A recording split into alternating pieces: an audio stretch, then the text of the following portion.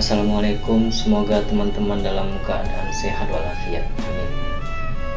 Saya membuat rekaman atau record malam ini lagi gabut, lagi otaknya lagi nggak menentu, lagi nggak karuan sih sebenarnya. Jadi saya membuat bisikan jemari bersuara dengan tema yang nggak jelas sebenarnya. Tema dari masa lalu atau luka, atau yang terserah teman-teman mau menyebutnya apa. Cuman ini balik ke diri kita sendiri.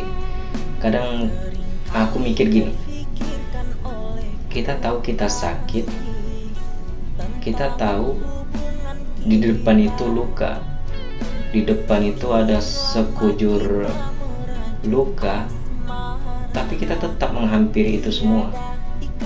Itulah kebodohan diri kita sendiri. Sebenarnya kamu tahu dirimu gimana ya? Sebenarnya kamu tahu dirimu sendiri sedang urgent untuk butuh sesuatu yang bisa menjadi penyemangat. Tapi bukan obat yang kamu temukan, malahan penyakit. Ya, barangkali hidup kita sebenarnya fleksibel, nggak mau disakiti dan nggak mau menyakiti orang. Tapi itu saya rasa nggak bisa.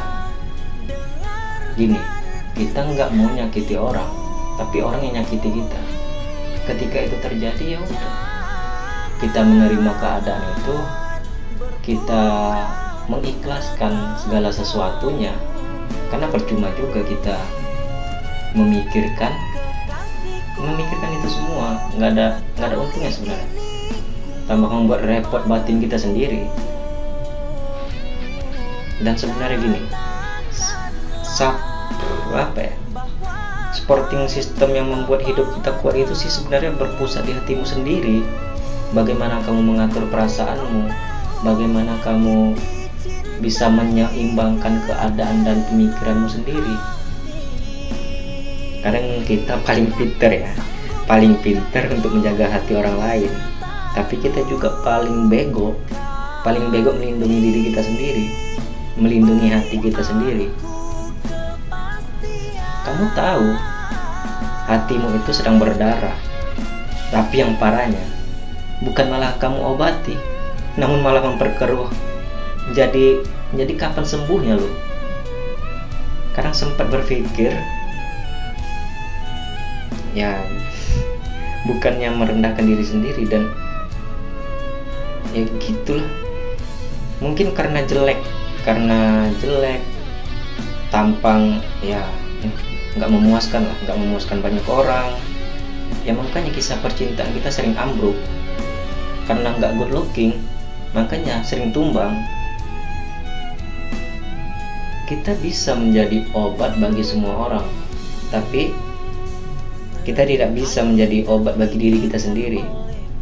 Padahal diri kita lagi sakit dengan parah-parahnya. Gila gak sih? Kita menjadi orang yang paling pintar, dan sekaligus kita menjadi orang yang paling bego dengan hati kita sendiri. Kalau kita ingat flashback ke belakang, banyak kenang-kenangan yang berkeliar di luar sana, di malam-malam yang penuh mimpi, di bulan-bulan purnama yang penuh dengan luka. Barangkali orang yang pernah menyakiti kita sedang tertawa ria hari ini, malam ini.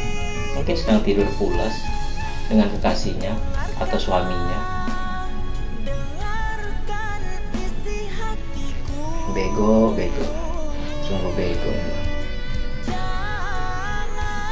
Cuman yang perlu kita tahu, gimana pun keadaannya, gimana pun kejadian yang pernah membuat kita luka, ya jangan berhenti di atas itu semua.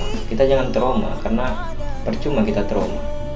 Apa untungnya kita trauma dengan memulai cinta yang baru, memulai kehidupan yang baru. Kalau kamu berpusat pada traumamu, ya kapan bahagianya? Bahagia itu butuh proses yang menemui luka dulu, proses yang membuatmu jatuh bangun, proses yang membuatmu jatuh lalu bangkit lagi. Ya begitulah, kita harus berproses dalam hidup.